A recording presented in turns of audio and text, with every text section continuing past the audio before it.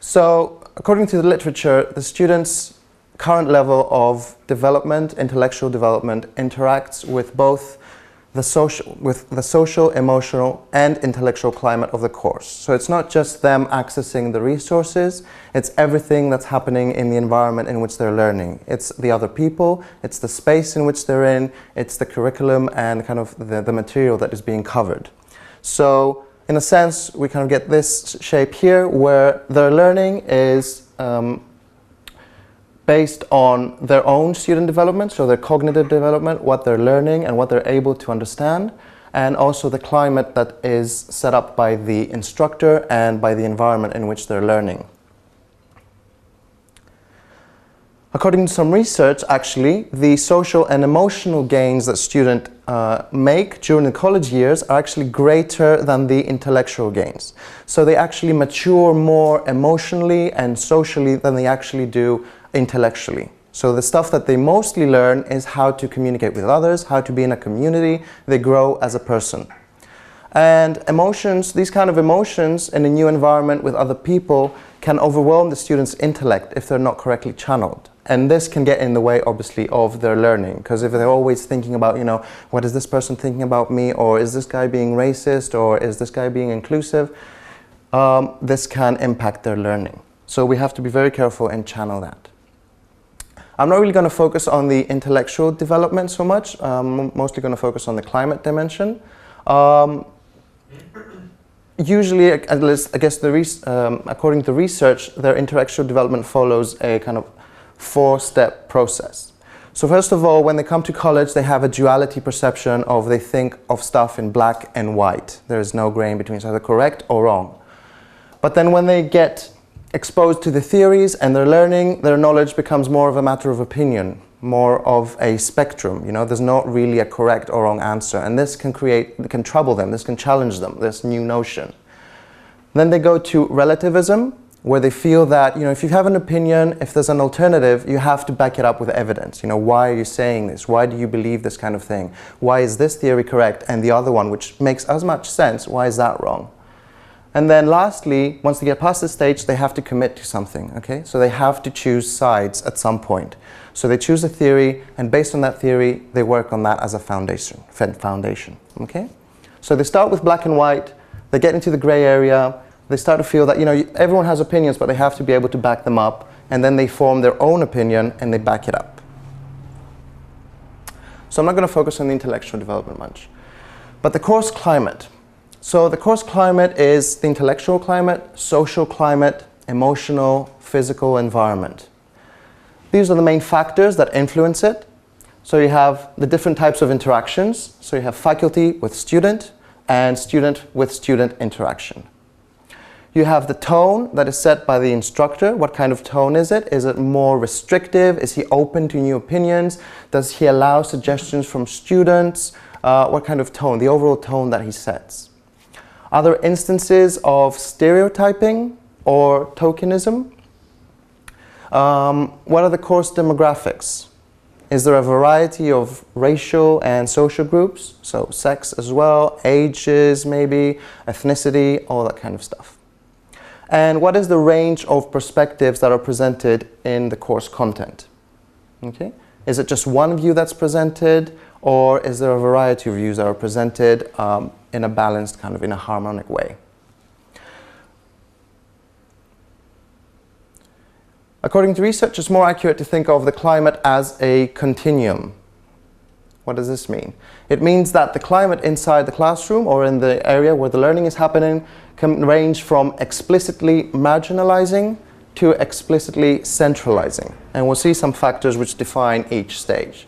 So an environment which is explicitly marginalizing is hostile, it's unwelcoming, there's discriminations, sexist comments, demeaning attitudes. It's probably not the place that we want to have.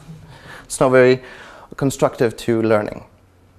Then we have the implicitly marginalizing, which we indirectly exclude certain groups by, you know, the material that we cover or the opinions that we share, kind of subtle off-putting messages. So this is very implicit. Then we go to the implicitly centralizing, where we allow a variety of responses and validate alternative perspectives as well. And the instructor allows the students' contributions to contribute in a productive and validating way. And then at the end, we have the explicitly centralizing climate in the classroom, where not only do we allow the different perspectives to appear in our classroom, but we actually integrate them into the content, into the way that we teach.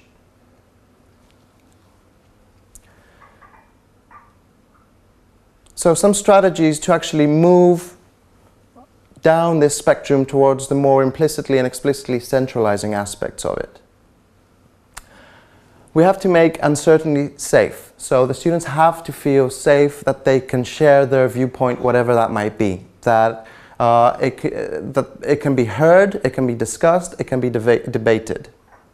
We have to resist offering the students a single right answer, which might contradict someone else's perception. We have to set some performance and grading criteria to encourage students to support their opinions with evidence. You remember that relativism phase in their intellectual development.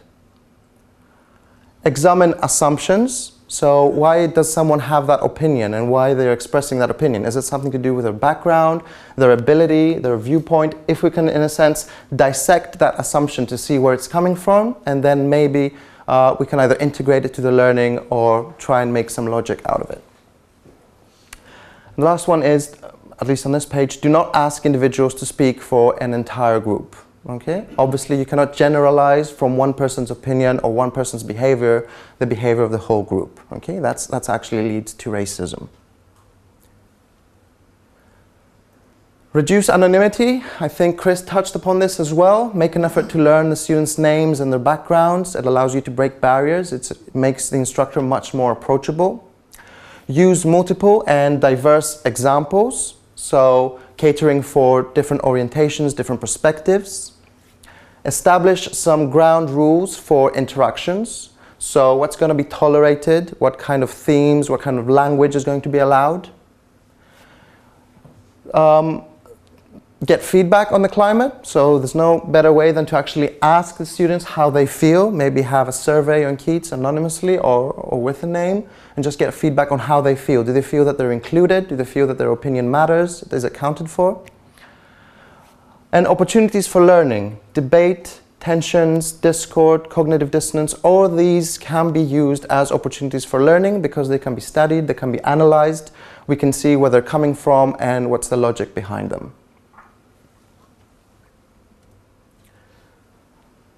Now we're going to the technical aspect a little bit. So how can we make teaching more inclusive with TEL? Some usability and accessibility guidelines. I can send around some links to some documents that we put together at CETO if you're interested in more details. Use captions for tables and images. Some of you saw, for example, we had a PowerPoint presentation on one of the laptops, and because there was no alternate text, it came up as an error. Because if the screen reader comes up to that question and there's no alternate text, it can't really describe what it's seeing to the person that's using the screen reader. Screen readers read content in a linear sequence, so you can use the tab button to see which sections of your page or of your resources are accessed in sequence, because that's the sequence that the screen reader is going to follow to read the content. Name your resources clearly and explicitly so that the person knows what they're getting when they're accessing the resource, or they know what to expect. And this can also include descriptions for the resources. Links, if you're using links inside Keats, for example, or inside a sentence, you're linking something, the link more or less shouldn't be more than 4 words. Avoid pop-ups and new windows, because some modern web browsers actually block pop-ups now, so it's very easy for a student to kind of get disorientated or to lose some content that you want to present. And obviously text inside images is not accessible to screen readers. So if you've got an image and inside the image you got some labels or some text or some titles or some signs, that's not going to be accessible by the screen reader. So that's why you have to use the description and the alternate text field. Now, when we're writing for the web, it's a totally different style for when we're writing anything else, like a journal or a book or an article. When we write for the web, some basic guidelines are that you might want to break up your text into sections with headers and titles, because most people on the web don't really start reading from the top paragraph, from the top all the way down. They just scroll through, and if a title or a header catches their eye, that's when they'll kind of devote more time. So make sure to break up your text into meaningful sections. Use bullet points, easier to digest for the eye. Emphasize key points with bold text to attract attention.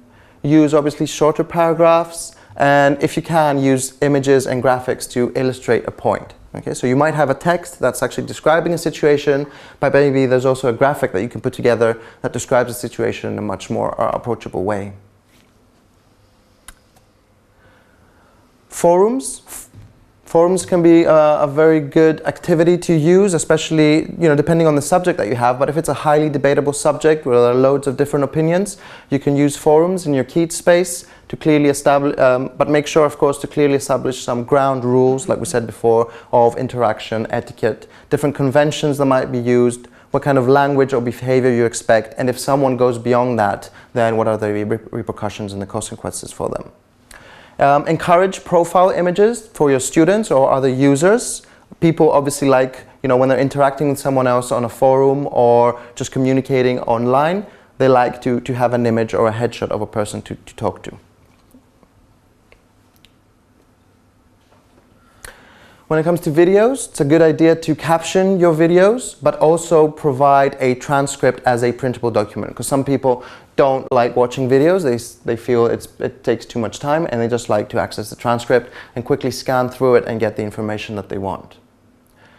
Narration, obviously, voice narration to documents and presentations. CTEL has a CPD, Office Mix, that shows you how to do this, which is very helpful.